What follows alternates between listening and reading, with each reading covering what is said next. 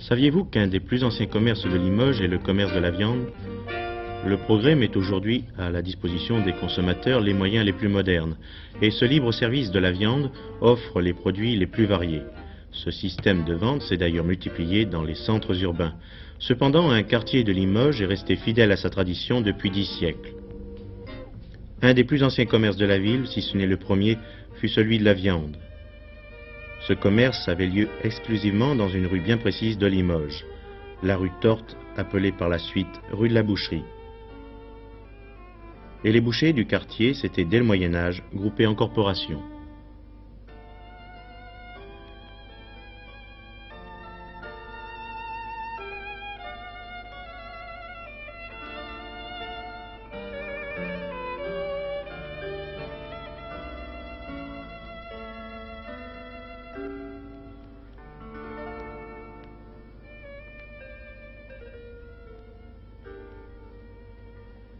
Monsieur Cibot, nous nous trouvons dans un des plus anciens quartiers de la ville, c'est le quartier de la rue de la Boucherie. Quelle est l'origine de la corporation des bouchers? La corporation des bouchers remonte à l'âge 930 environ et a été constamment dans la rue jusqu'à ces dernières années. De quoi se composait à l'origine la corporation des bouchers? De quelques familles qui comprenaient l'intégralité de la boucherie de la ville de Limoges. Et maintenant? Et maintenant, c'est une corporation qui a presque disparu. Et quelles étaient les traditions justement de cette famille? Alors cette corporation avait des traditions tout à fait spéciales. Elle était de quelques familles seules qui exerçaient le métier et c'était tout à fait artisanal. Chaque famille avait un chef de famille qui était le père ou, à son défaut, la veuve qui reprenait la tête de la famille. Et toute la famille travaillait dans la même boutique. Autrement dit, la corporation était une entreprise familiale. C'était entièrement familial. Et dans cette corporation, par contre, il y avait quelquefois des employés qui étaient à ce moment-là appris par la famille et qui vivaient exactement comme la famille. Ils vivaient à la table familiale. Le quartier de la Boucherie a conservé son style médiéval par les petites ruelles et ses vieilles maisons.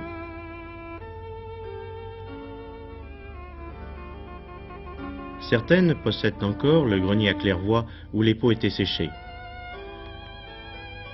Oui, c'était le quartier le plus animé de la ville.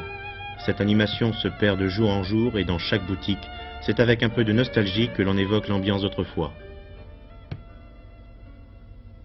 Autrefois, il y avait beaucoup de monde. La rue était, enfin, beaucoup de bousculades. Des gens marchandaient, venaient acheter de la friperie, de la boucherie.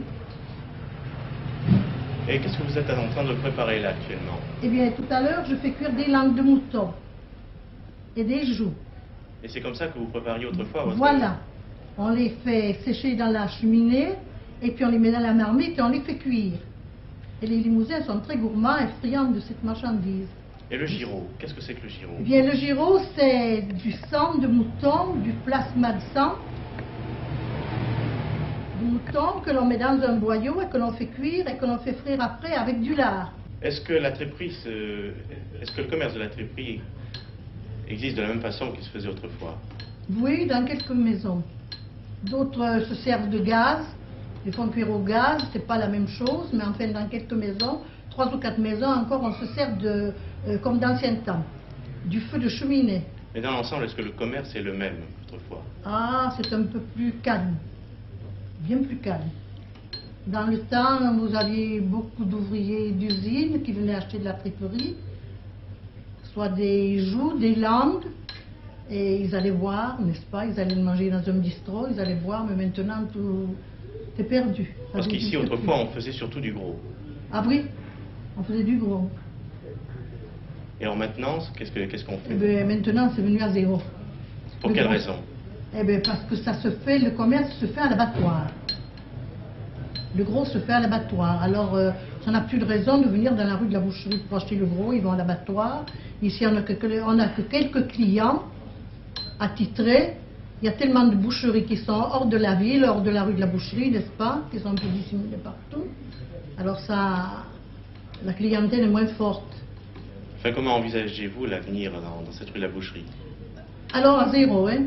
Ça va disparaître. Ah oui, à 0. La vie de la confrérie de Saint-Aurélien est entièrement liée à celle de la corporation des bouchers de Limoges. Saint-Aurélien, deuxième évêque de Limoges après saint Martial, fut choisi par les bouchers comme saint patron. Les reliques de Saint-Aurélien sont pieusement conservées dans cette chapelle qui, précisons-le, appartient à la corporation des bouchers de Limoges. La confrérie de Saint-Aurélien, qui a fêté son millénaire en octobre 1930, collabore avec la confrérie de Saint-Martial à certaines fêtes religieuses, en particulier les ostensions septennales propres aux Limousins.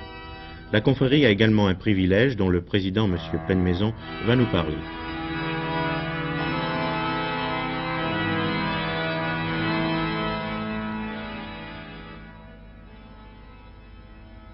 Elle participe à toutes les solennités religieuses de Limoges, et principalement